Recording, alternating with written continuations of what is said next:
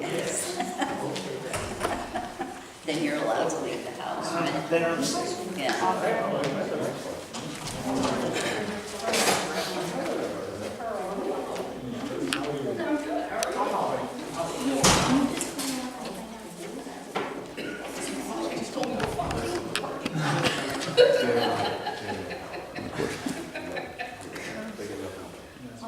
Can I talk to you for a minute? Sure.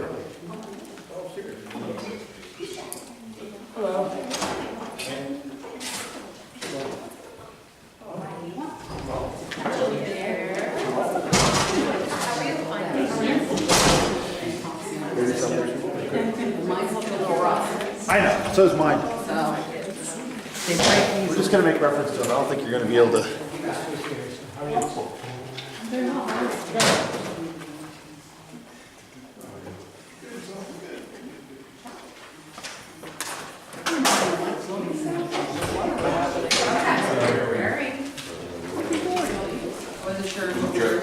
Good.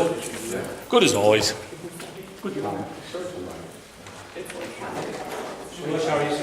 right, how are you doing? All right.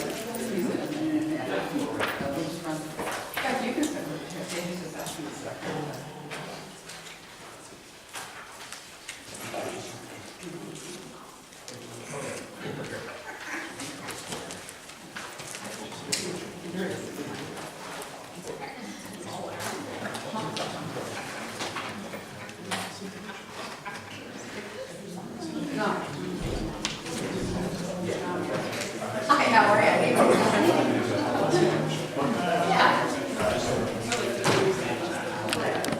Are you sitting here? I don't know. I'm gonna probably just stand and do my thing. Will you please stand for the Pledge of Allegiance? Pledge allegiance To the flag of the United States of America and to the republic for which it stands, one nation, under God, indivisible, with liberty and justice for all.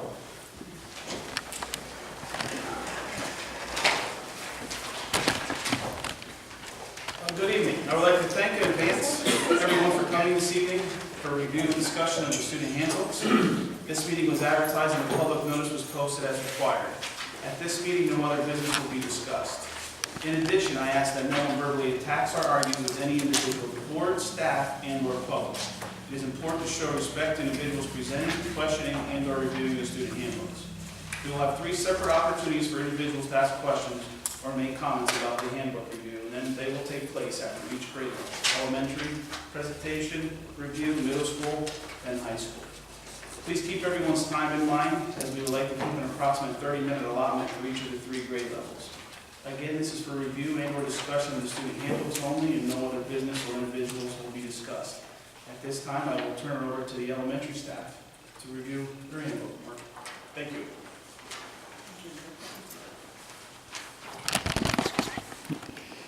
Thank you for coming, everybody. A couple things I want to review, basically, is the process and development of the student handbook. The process is pretty simple. When we have any kind of school, there's something in place, already rules, the floor regulations that people know what to expect from them. And what we do each year is, in the process, is to review it and see what things have changed. For example, the elementary center, we have to grade this year. So talk about that, staff changes, and do all those kind of things. With that, I work with teachers, usually lead teachers, secretarial staff, nurses, changes that come up, legal issues that come up, we talk about those. Throughout the school year, we look at areas that we think might be a concern or an issue, basically fill out a tag it, see where we're at, review it towards the end of the month, talk about it with, again, team leaders, nurses, staff, and talk about what we need to fix or what we need to improve upon. Second thing, the summertime, we go through, again, all the changes. All those changes are usually staff changes. There are also changes, like I said, configuration, grade level, if there's a bell schedule change, if there's a new class offered. One rule I know that was changed this year, in the past, in elementary schools, the kids couldn't wear shorts except for certain times of the year, and I said they can wear shorts, they can buy them. I don't really care. I'm not gonna, you know, if they're in the winter time, they want to wear shorts, they're comfortable. So that's an example, just a little change like that. when you're spending time on the phone about a dress code issue with a parent, we're supposed to be there to educate them. We don't want to spend time on that kind of stuff, unless it really does take away from the educational process. And then we pass out the handbooks the first day or two of school, maybe the first week. Homeroom teachers collect them, parents sign off on them, turn the forms into the teachers, and then they keep them on file. And the main reason why we do that is to make sure everyone has a handbook, understands, doesn't have any questions. And the other thing that is on here is to talk about if their child can be photo, if there could be a video of them to share. And then we put a couple links in there about if students want to go to another building in the district. And so we allow them to do that, and the parents sign off on it. And if they don't sign off on it, they want their kids videotaping the picture, we make sure we make a note of that the office staff is aware of it, the teachers are aware of it, we respect it, which is the parent. So that's basically it in a nutshell. In elementary, it's not really as complicated as the middle school and high school with the handbook. So, any questions or anything you'd like me to add and be addressed over here? I think just basically, some of the areas you'll see that, over the years that we always address pretty much on a yearly basis and revise. Number one is attendance. The laws change periodically, more recently, a lot more than they have in the past. So we make adjustments. So anytime a new law comes through, it may cause us to make an adjustment in the current practice, policy, procedure. One of the big areas too, immunizations. That in the last 2 or 3 years, that has been a big adjustment. So we put that information in the handbook as well, not only for elementary. We did with the nurse already. The nurse reviews this and makes any adjustments and changes based on changes in the law. So the nurse reviews that to make sure we're in compliance with everything that's out there as well. And then we always put a little bit of the behavioral process programs that are in there too, whether it be school-wide positive behavior. I know the BRAVE program at the elementary school that's in there for the kids to see, just so they physically have it in their hands, and then they can be referenced throughout the year too. And a lot of times too, the elementary teachers, I've been around and seen the teachers that just pull it out and just as a simple reminder, to their class, hey, this is your behavior that's expected on the bus, what you're expected to when you're walking through the hallways. So they bring it out once in a while just as a reminder and a refresher to the students as well. But like Dr. McGaw said, out of all of them, the elementary probably has the least amount of changes from year to year. Yes, sir. Page 10, under weapons, how do you address a situation where something like that would be brought to your attention, that someone may have some sort of contraband? So if a student forgot something and brought it right to our attention. Yeah. So, or like, let's say some student said, hey, I think this kid has a razor blade, or whatever. then we investigate that and see. Yeah, how do you proceed? Well, we talk to that kid, what I would do, and again, since I'm at elementary school, it hasn't happened. Since I've been there, what I would do is inform the parent of the kid and say, look, I'm getting some information about this, I'm going to talk to your kid about that. And a lot of times, if I can, I'll be on the phone with the parent and ask them, hey, do you want to be on the phone when I talk to your son or daughter? Sometimes that's not always the case where it's possible, especially at the higher levels. Or if a parent wants to come in, we have a conversation with the kid. And sometimes the kid will say, yeah, I brought this and I forgot about it. And they're usually pretty honest at this age. So we get the parents involved and make sure they're aware of everything going on.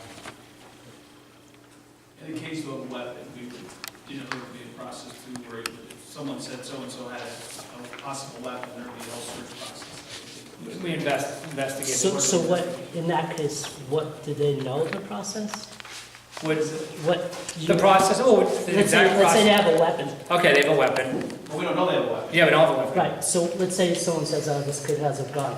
Okay. What's the process? Well, we investigate where the... Fired and then notify the school police officer immediately. Yeah, we get other people involved when we're equipped to handle something like that. So at that point, Pete would get involved as a police officer. He would be involved. We'd be involved. Would he be involved as a police officer? They're involved as police officers. We're involved as administrators. We would search the student, yes. Okay. So student rights? So, well, There's no arrest made, so there's no legal obligation by the school district. Say that again? There's no arrest being made. We don't have anything until there's something found. so you would put the kid on, and I guess there would be, you would detain the kid at that point? Isolate them. So, okay, let's say hypothetically, kid supposedly has a gun and you get to the point where you're like, obviously you have to check it, obviously. Okay, so the process is, you call Pete, Pete comes in and detains the kid. We would be searching the student. We wouldn't be, again, wasting any time. No, we're not. Some questions for you. Should, Are we assuming that we believe the gun is on the individual? There's a lot of students. Because. there's a lot, well, I just want to know the process under that potential Because if we're assumption. talking little children, if they have a gun on them, even in their clothes, you're gonna see that. You're gonna notice that. Well, We're gonna have probable just- cause for that. well, that's what I'm asking. Now, if you're telling me that somebody said that he's a gun in his backpack, okay, the standard for our administration to search individuals is reasonable suspicion. It has to be reasonable within the confines of the information. So, if he has a backpack, we can search backpacks. The case law is very clear on that. So, yeah, I would advise them to search the backpack. Right, would you search the student? Absolutely. Again, this is where I'm getting clear, because we're talking little children here. Well, they're If students. there's gonna have a I'm gun talking- on Safety and well-being of the student. I mean, Absolutely, would, yes. Yes. And who would do that search? The administration would start the process. and just- Would the parents be informed before or after the search? I wouldn't, if that's the case, they wouldn't, a reasonable suspicion for something like that. So, I'm not worried, I'm worried about the safety of this building. I understand that, So- but do they have any due process then, or do they have no due process? So the kids have no rights? No. No, So wait, my- say that whole sentence, I'm sorry. Go ahead, Mike. So my son is in third grade. Wait, hold on, I'm going to hear the whole sentence, if you guys say. You said the students have no rights, is that what I heard? Due process rights Say- for students Thank you. to search a student is reasonable suspicion That's the only right they have. of contraband or Anything. of anything. anything? Absolutely. Of anything.